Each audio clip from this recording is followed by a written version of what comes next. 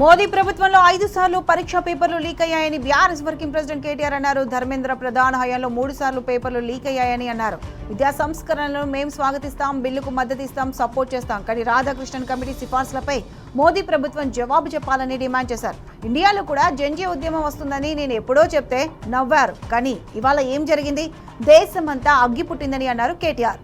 దేశంలో నిరాశ నిస్పృహలు నిండిపోవడంతో యువత తిరుగుబాటు చేసిందన్నారు కేటీఆర్. అన్ని పార్టీలకు ఇది ఒక హెచ్చరిక అని అన్నారు.